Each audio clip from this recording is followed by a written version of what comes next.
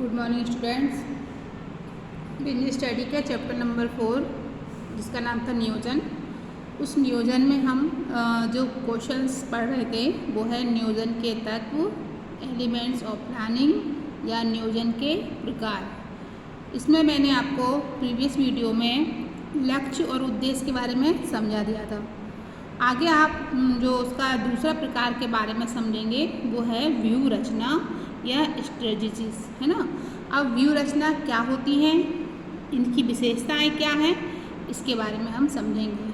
ठीक है, तो स्टार्ट करें। व्यू रचना में नियोजन का कितना एक महत्व रखती हैं। सबसे पहले याद रखो कि व्यू रचना को हम मोर्चाबंदी भी कहते हैं।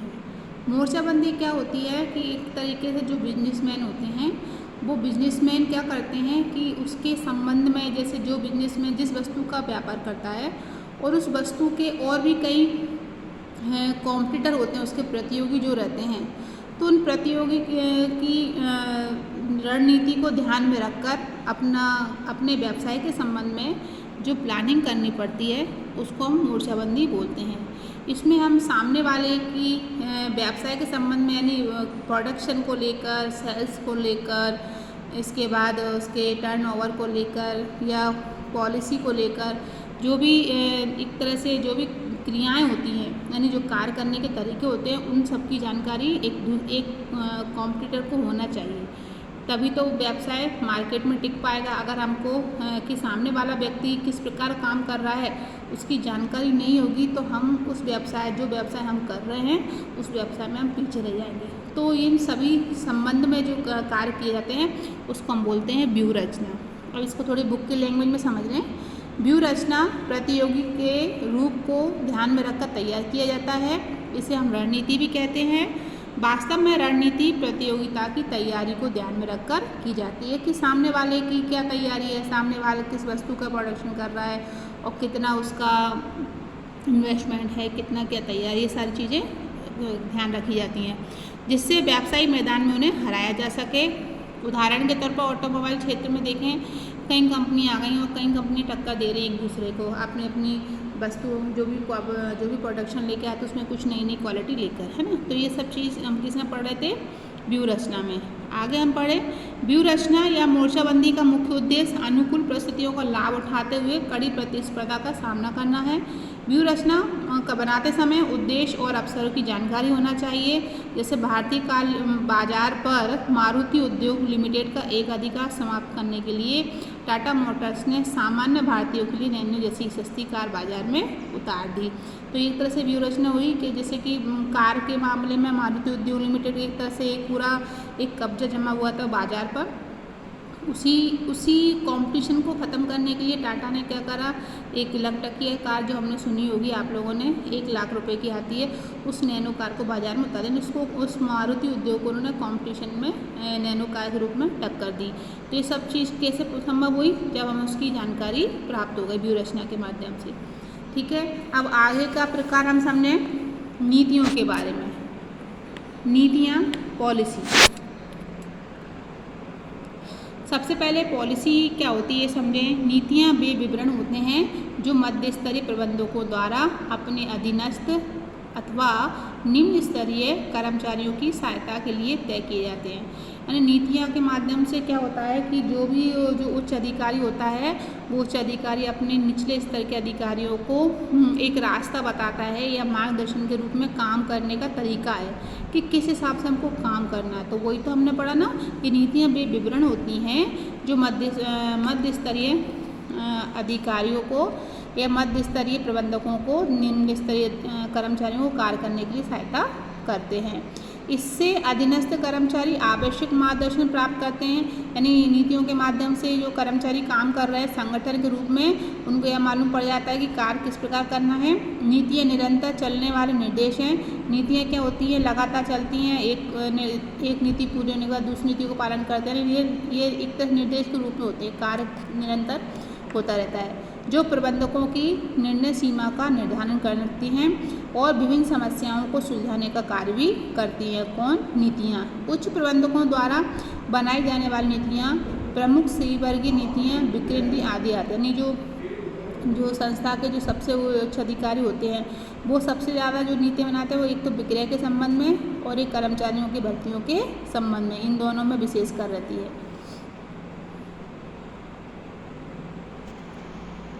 अब नीतियों की विशेषता क्या है? नीतियाँ सदैव उद्देश्यपरक होना चाहिए, यानी जो भी पॉलिसी बनाई जाए वो संस्था के उद्देश्य को ध्यान में रखकर बनाई जानी चाहिए। पहली चीज़, नीतियाँ जब भी बनाई जाएं तो स्पष्ट होनी चाहिए, जिससे कर्मचारी जो काम करने वाले हैं उनको समझ में आ जाए कि किस प्रकार कार्य करना है। दूसरा, नीतियाँ व्यवहारिक और सहयोगात्मक, यानी जो नीतियाँ बनाई जाती हैं संस्था में तो एक तरह से सैद्धांतिक नहीं होना चाहिए, व्यवहारिक होना चाहिए, जो कि जीवन में उपयोग की जाए और उसको कार्य करने में सहयोग हो। नीतियाँ उद्देश्य से भिन्न होती हैं, नीतियाँ और उद्देश्य में अंतर होता है। नीतियाँ कार्य करने का तरीका बताती हैं और उद्देश्य लक्ष्य को प्राप्त करते हैं।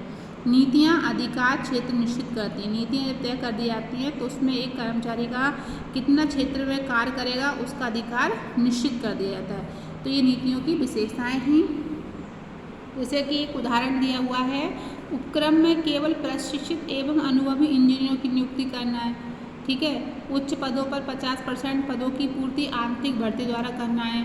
तो ये नीति तो है कि 50% मतलब आंतरिक भर्ती, जिसका कोई इश्तेहार नहीं देना, कोई विज्ञापन नहीं देना, जो कर्मचारी काम कर रहे हैं उसी कर्मचारी में से उच्च कर्मचारी की भर्ती करना है। कितने पद पर? 50% पर। और उच्च इसके उपक्रम में केवल प्रशिक्षण मतलब जिसको ट्रेनिंग है और अनुभवी व्यक्ति करना है, ये सब नीतियों के अंतर्गत आता है। अब इसमें प्रश्न ये बनता है कि उद्देश्य और नीति में अंतर बताइए। अब हम समझें उद्देश्य क्या होते हैं। उद्देश्य वे अंतिम बिंदु हैं जिन्हें प्राप्त करना है, और नीतियाँ क्या हैं? वे सामान्य विवरण हैं जो उच्च अधिकारी द्वारा कर्मचारियों के मार्गदर्शन के लिए बनाई जाती है। उद्देश्य उपक्रम के अंतिम लक्ष्यों को निर्धारित करते हैं। उद्देश्य का मतलब क्या? हमें जो टारगेट पूरा करना है, और नीतियाँ क्या होती हैं? उस टारगेट को पूरा करने के लिए बनाई जाती हैं।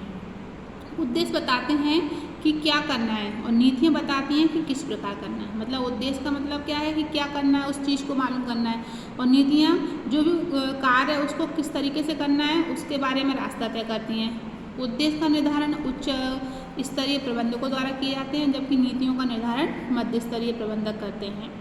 उद्देश्यों का महत्व और प्रभुत्व नीतियों की अपेक्षा अधिक है, नीतियों का महत्व उद्देश्यों की अपेक्षा कम है। यानी उद्देश्य नीतियों की तुलना में अधिक महत्व रखते हैं, जबकि नीतियाँ उद्देश्य की तुलना में कम महत्व रखती हैं। तो इस तरह के प्रश्न में आपको अंतर पूछा जाएगा। तो ये हम जब इन दोनों में अंतर पड़ रहा है तो उसके आधार पर भी हम इन चीज़ों को समझ सकते हैं। अब नीतियाँ और व्यू रचना में अंतर समझिए। जैसे व्यू रचना को हम पढ़ चुके हैं और नीतियों को भी पढ़ चुके हैं। अब इन दोनों में क्या अंतर बनेंगे इस चीज़ को समझें। सबसे पहले व्यू रचना क्या होती है? जो प्रतियोगिता का सामना करने वाले एवं समस्याओं को निपटने के लिए बनाई जाती है। नीतियाँ एक तरह से एक ऐसा विवरण होता है जो मार्गदर्शन का काम करता है, वही की वही चीज़ आ गई। व्यू रचना अस्थायी होती है। व्यू रचना मतलब बार बार बनाई जाती है, एक जगह स्थायी नहीं होती। लेकिन जो नीतियाँ होती हैं वो स्थायी इस तरह से एक बार बनने के बाद बार बार उसका उपयोग किया जाता है, लेकिन बार बार बनाई नहीं जाती हैं नीतियाँ। ये जो व्यू रचना होती है असामयिक समस्याओं का सामना करने के लिए बनाई जाती है, और ये बार बार जो भी समस्या होती है कार्य क्षेत्र में उसको पूरा करने के लिए बनाई जाती है। इसमें मानवीय और भौतिक संसाधनों का अनुकूलतम उपयोग होता है। इसमें क्या होता है? नीतियाँ निर्णय एवं विचारों के मार्गदर्शक के रूप में कार्य करती हैं।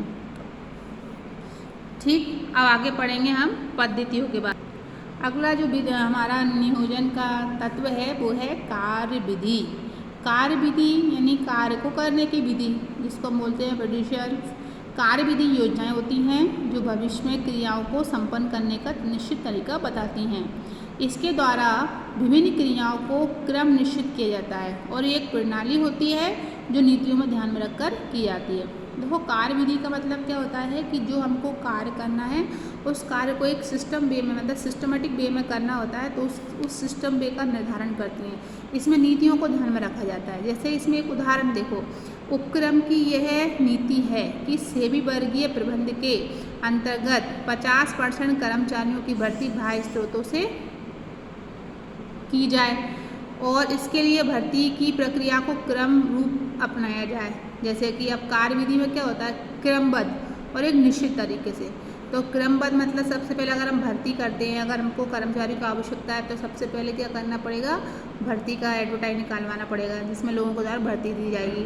फिर भर्ती के बाद चयन, तो दूसरा प्रारूप क्या होगा, चयन। चयन के बाद लिखित परीक्षा होगी, फिर बुद्धिमत्ता। तो इस प्रकार ये जो क्रम बाय क्रम काम चल रहा है इसको हम क्या बोलते हैं, प्रक्रिया। और इसी प्रक्रिया के अंतर्गत क्या आती है, कार्यविधि। ठीक है ना। तो कार्यविधि भी योजनाएं होती हैं जो भविष्य की क्रियाओं को संपन्न करने का एक निश्चित तरीका बताती है, चाहे वो किसी भी विषय के संबंध में हो। अब इसमें हम किस विषय के संबंध बात कर रहे हैं कि हमको कर्मचारी की भर्ती करनी है, भर्ती कैसे की जाएगी, उसका क्या तरीका वो करने का, तो ये बताया गया है कि भर्ती करने सबसे पहले भर्ती में 50% कर्मचारियों को बाह्य स्रोत से करना है, यानी बाहर के लोगों को बुलाना है। तो सबसे पहले क्या होगा, भर्ती के माध्यम से आवेदन लिए जाएंगे, फिर उनमें से उनका सिलेक्शन किया जाएगा। सिलेक्शन के बाद उनका पेपर होगा, पेपर के बाद उनकी रीजनिंग यानी बुद्धिमत्ता का पेपर लिया जाएगा, उसके बाद उनका इंटरव्यू लिया जाएगा और फिर ट्रेनिंग दी जाएगी। तो ये क्रम बाय क्रम जो काम हो रहा है वो क्या होगा, ये कार्यविधि। अब अगला हमारा है जो नियोजन के तत्व में वो है मेथड, तरीका। पद्धतियाँ या तरीके वह योजना है जो क्रियाओं को प्रमापित रूप में से करने की विधि होती है। इसमें यह बताया जाता है कि प्रक्रिया को किस तरह से पूरा किया जाएगा। पद्धति का संबंध क्रियाओं से ना होकर किसी एक पद्धति में तो हम किसी एक विषय या इसी एक कार्य के लिए कर जाता है, लेकिन जो कार्यविधि होती है उसमें हम किसी एक कार्य को करते हैं, क्रम बाय करते हैं। लेकिन पद्धति का संबंध समस्त क्रियाओं से ना होकर किसी एक क्रिया से होता है। जैसे किसी एक कार्य को करने की अनेक पद्धतियाँ हैं, इसमें से ऐसी पद्धति का चयन किया जाए जो उपयुक्त हो और उसमें लागत भी कम आए, उत्पादन भी अधिक हो। पद्धति और कार्यविधि से भिन्न होती है। कार्यविधि का क्षेत्र व्यापक है जबकि पद्धति का क्षेत्र क्या है, संकुचित। यानी पद्धति में ये बताया गया है कि अगर हम एक समझें कि अगर हमको मान लो सवाल करना है, अब सवाल करने के फॉर्मूले बहुत सारे हमारे पास, एक फॉर्मूला जो सूत्र लगाते हैं उस तरीके से है, या फिर हम कैलकुलेशन करते हैं उस तरीके से। तो उन किसी कार्य को करने के बाद हमारे पास 4 रास्ते हैं या 4 तरीके हैं, उसमें से हम एक ऐसा सिलेक्ट तरीका अपनाएंगे, वो तरीका जो अपनाएंगे जिससे हमारा कार्य पूरा हो जाए, तो वो क्या कहलाएगी, पद्धति। पद्धति मतलब पद्धति एक तरीका है, एक ऐसी योजना है जो क्रियाओं को संपन्न करने के लिए प्रयुक्त की जाती है। ये इसका संबंध समस्त क्रियाओं से ना होकर केवल एक क्रिया यानी एक कार्य को पूरा करने के लिए जिस मेथड का हम प्रयोग करते हैं उसे हम पद्धति कहते हैं। आगे समझ में कि जिस कार्य को करने के लिए किसी एक तरीके का उपयोग करते हैं, एक मेथड का प्रयोग करते हैं, उसे हम पद्धति कहते हैं। पद्धति और कार्य पद्धति में दोनों में अंतर है, दोनों का क्षेत्र भी अलग अलग है। पद्धति का संबंध केवल एक कार्य से होता है। पद्धति का क्षेत्र संकुचित है। उदाहरण के लिए स्टोर विभाग में सामग्री की आवक और जावक के लिए लीफो एंड फीफो पद्धति को अपनाया जाता है। यानी आवक और जावक कितना माल आया कितना माल गया, उसके लिए हम जिस मेथड का उपयोग करेंगे, दोनों मेथड बताए गए हैं। आगे समझे नियम। नियम क्या है? नियम एक प्रकार की योजना है जो किसी विशेष परिस्थिति में लागू किए जाते हैं। नियम ये बताते हैं कि किस समय क्या करना है और अगर उस बात को या नियमों का पालन नहीं करते हैं तो उसके बदले में क्या दिया जाता है, दंड दिया जाता है। तो यही बताया, नियम एक प्रकार की योजना है जो पूर्व निर्धारित होते हैं और जो विशेष परिस्थिति में क्या करना है क्या नहीं करना इसका ज्ञान हमें कराते हैं। जैसे उदाहरण के लिए संस्था में दैनिक मध्यांतर के लिए कोई भी कर्मचारी या परिसर के बाहर न जाकर कैंटीन में रहेगा, तो एक तरह का ये नियम है और उस नियम का पालन करना आवश्यक रहता है। आगे हम देखें बजट के बारे में समझें।